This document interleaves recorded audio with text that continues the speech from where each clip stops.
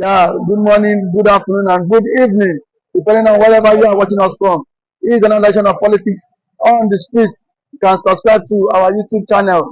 Yesterday, the Northern Elders Forum and the Iowa community has issued a provocative statement to President Bola Ahmed Tinubu. They said they can tolerate hardship, they can endure anything that is going in they can endure the current hardship, but see, they will not tolerate if Nnamdi Kanu is being released. That if Nnamdi Kanu is being released from the detention, they said they will divide Nigeria. They said they cannot tolerate that. That is the only thing they cannot tolerate now. They are all disappointment. They are all ingrates. They are all people of myopic and archaic. And that is why we keep on agitating that Nigeria should be separated so that these people who has nothing intellectually otherwise to offer, having ruled Nigeria for over how many years, the Northerners cannot boast of economic and infrastructural development. And they want Nigeria that region to be like them. This Iowa Consultative Forum, that's why sometimes I look at Yerima Shettima, I single him out because he is one of the dangerous people, to have circulated the political atmosphere of this country. These are people who are too myopic. These are people who are desperately wicked. These are people who have nothing extreme to offer Nigerians apart from Boko Haram. So we want to stay with you. We want to be part of killings, unnecessary killings, because you don't know how to separate religion and politics. And that has been the bane of the Northerners. And that is why people like Sanusi and some of them who are a bit liberal have been criticizing the extremity in Northern system of doing things. It's too bad. And what they are trying to tell you, they are trying to tell you that they know that the judiciary is already malfunctioning. That the judiciary that is malfunctioning today was a product of conspiracy from the Northern Nigeria. And they want to transfer such underdevelopmental ideology to the South. It's not going to work. And this is the more reason why somebody like Nnamdi Kanu can never relent, because the agitation for freedom is never illegal. I've not seen where it is illegal. And they cannot even point out one particular figure that Nnamdi Kanu has used guns to kill. There were numerous terrorists in the north, Islamic terrorists in the north, which were being financed by the government. So what are they talking about? That Nnamdi Kanu should not be released. What was the offense of Nnamdi Kanu? Because they have already compromised the judiciary. I look at Buhari and I knew that Buhari is such an insane human being. If not, he would have known that the kind of crime that has committed against humanity. And unfortunately, the world does overlook what the atrocities committed by Buhari or against Kanu. And that is why they are not doing anything, great to bring peace around the globe, especially the United Nations. But how can they see such a calamity and they still allow it without any form of protest or any sort of pressure coming from them consistently? So why would the Northern Elders Forum come up and tell the entire Nigeria or the entire world that asking for freedom is treasonable? And that is to tell you how backward the Northerners has always been, and they should not be allowed to be part of anything that has to do with development in Nigeria, because they have shown it all. But what is their case with Nnamdi Kanu? Kanu has no issue with them. Kanu is fighting for the Igbo tribe and for the Igbo nation. While they are running their mouths uncontrollably, like people who have not even seen, who does not understand what civilization was all about. Dr. Nnamdi Kanu, Azikiwe, Awolowo, you understand? They all fought for freedom. So what are they talking about? Didn't they fight for freedom? Why wouldn't another person fight for freedom? How has it become a phrase to fight for freedom? When Sadwana was arrested, people came to Lagos and contributed money in 1926. And the record is there. They are the ones making Nigeria unlivable. They are the one destroying the fabrics of unity of this country with their archaic reasoning. The North is nothing to write home about. I'm telling you the gospel truth. It was unfortunately that the falsehood and committed by the colonial masters. What is the yardstick to measure, a godly man with someone who is uncivilized? Now it can't work. So the release of Nnamdi Kanu, whether they like it or not, because they are capitalizing, they know that the judiciary has already been compromised years back. And at the end of the day, judiciary has nothing to offer. And that's why it looks like somebody has won his case up to the appeal. The second highest court in Nigeria was not allowed to go free. So where is it done? Do you think that is a threat coming from the northern and that the president just may look at it? Now, do you think those our consultative forum has what it takes to divide Nigeria by telling the president not to divide Nigeria? Do you think the president will bow to their pressure? Let me tell you. And then do you think that is the reason why Nnamdi Kanu has not been released despite the court pronouncement for him to be set free? IPOB Nnamdi Kanu has shown that he is not relenting. He has shown that he's a man of peace. He has shown that he believes in what he's doing. Nnamdi Kanu is desperately focused. Nnamdi Kanu is not looking at these street comments coming from the north. What the northerners are talking about are just mere street comments. When reasonable people want to talk, people will listen. The fact still remains. We are not going to take it away from it. Nigeria is not yet a democracy. If Nigeria is a democracy, I don't see any reason why somebody like Nnamdi Kanu should be kept in VSS custody close to 4 years now. Because the northerners feel they are in a position to dismantle or to make and omit who will be the chief justice of this nation, who will manipulate injustice. And that's why they always have it, because the vast of resources that has kept Nigeria one is coming from the Biafra land. What are the northerners bringing to the table? The crude oil contributes over 95% of the Nigerian income. Yeah, is it coming from southwest? Is it coming from north? It's coming from Biafra land. So these are statements they use, to manipulate everyone so that they'll be having access to federal allocation.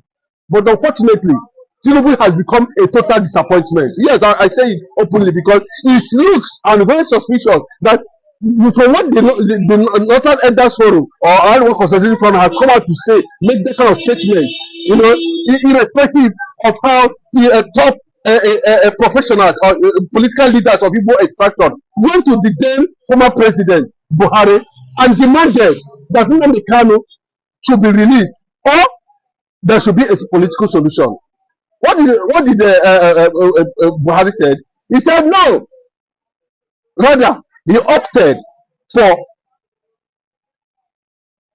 court processes to determine how potent our judicial system is. But at the end of the day, Nnamdi Kanu went to court and he won them.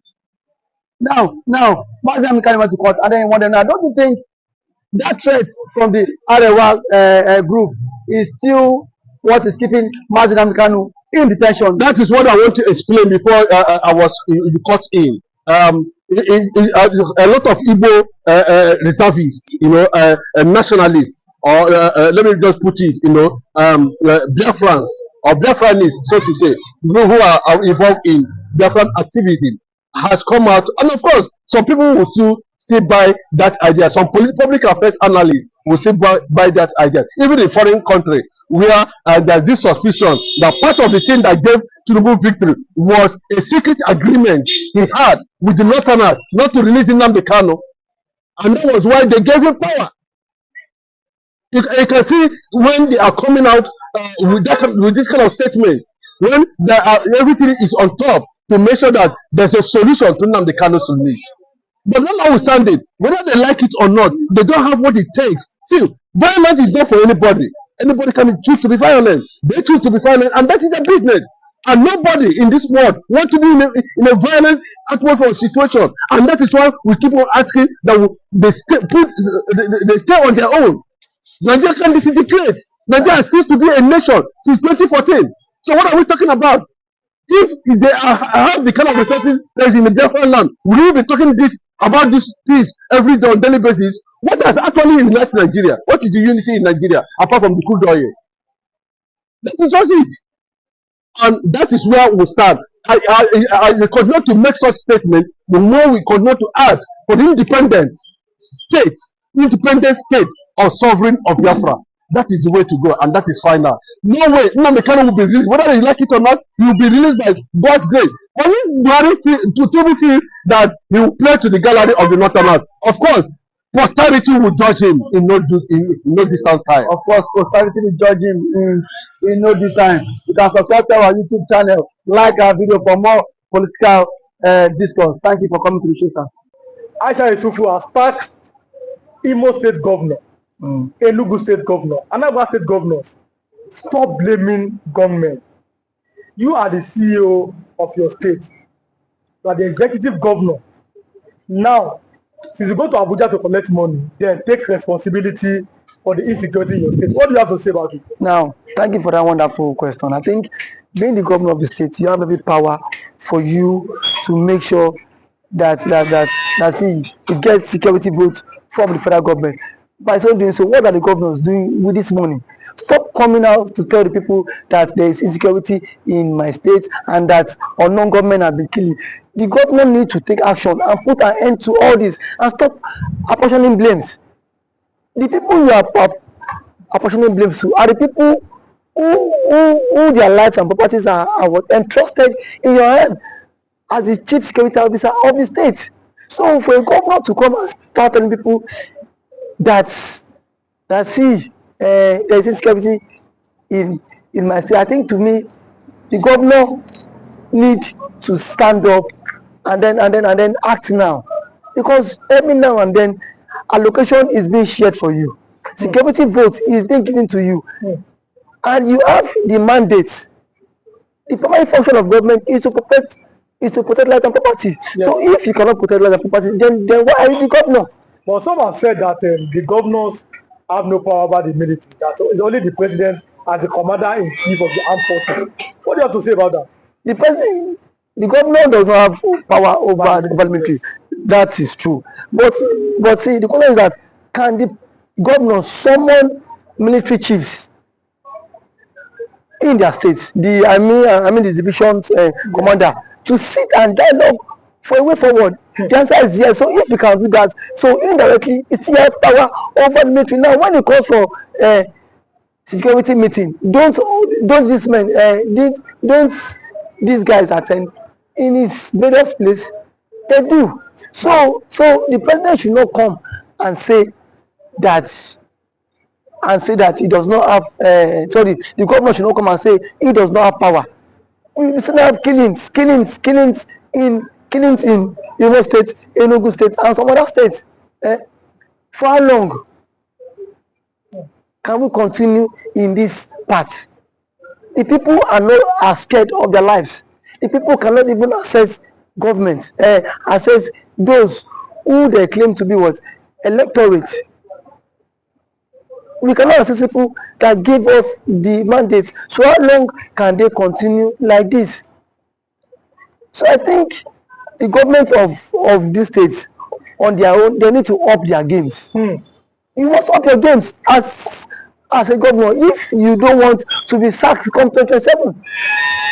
But there's always been this fear that the votes of Nigerians does not count, and that is why our elected officials are acting this week.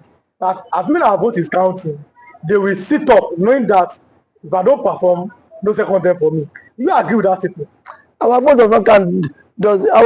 I cannot say if our vote count or not, because I have not conducted any election. So what I'm to say is that people have lost confidence in the INEC, in the power. The reason why they've lost. You've lost confidence because so many persons have seen the case of Hope Uzodinma when but reason best The court court, well, knows why he they are not the had, court, yeah. had to give it to him. But someone who came forth in the election was uplifted, and then he came forth. So the court cited some reasons Yes, which Shettima became the governor. Reason best known to them. to them. I am not in a position Yes. to speak for the court. But one thing is that INEC need to be the trust of Nigerians again. You saw what happened in last election. Yes. As allegedly reports, the result was changed in the RF portal. So I don't know how true that allegation is, but see, it has been going viral. So these are things INEC need to repose that confidence in the average Nigerian, and for the governors too. How much is being given to you on a monthly basis? If you get money on a monthly basis, then why don't you make sure that these people who gave you the mandate to protect them, you can as well protect them too? Because the people cannot always be one-sided every time. The people need to benefit from dividends of democracy. And when they have to benefit from the dividends of democracy, is by what? By inclusive governance. The people need to feel the government impact. Not every time you come on here and say on government has attacked the people, you come and start creating fear.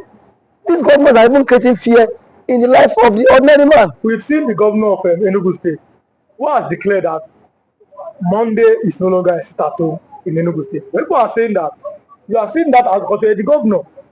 Can you come and secure our lives? I mean, the other people, because you see this sit-at-home every Monday. Some are doing it maybe out of respect for Nnamdi Kanu, but some are doing it out of fear.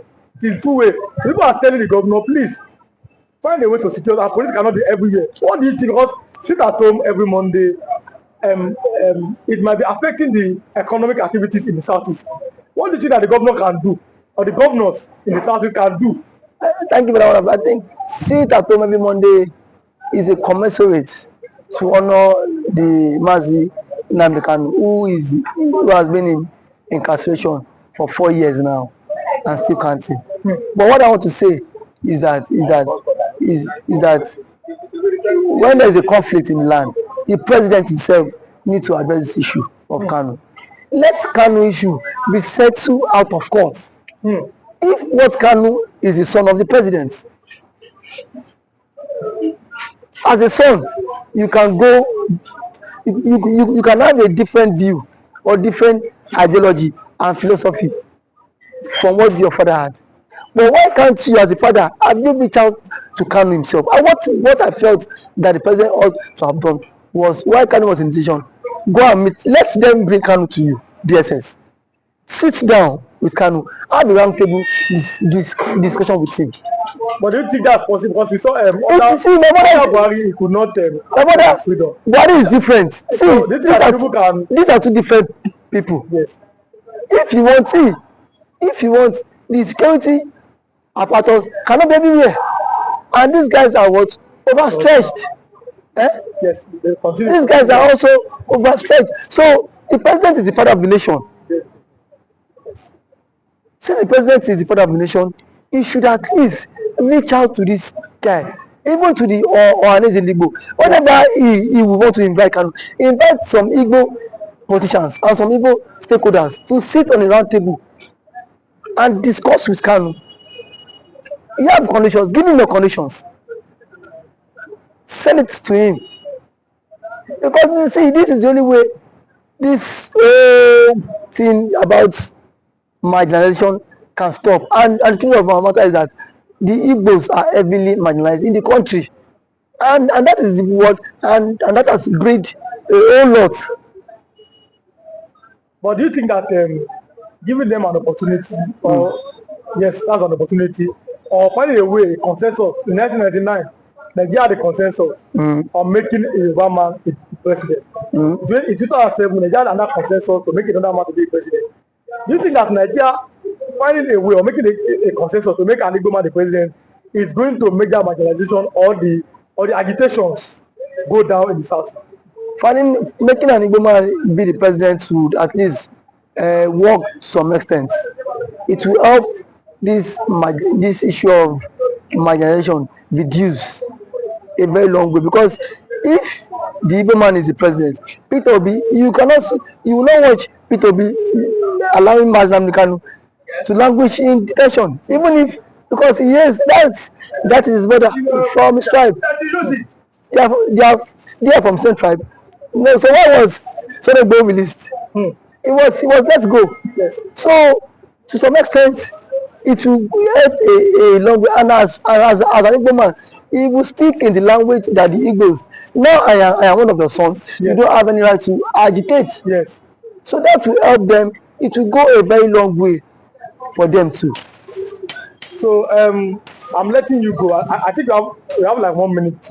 Okay. Now, South Eastern Governors Forum. What should be their next step?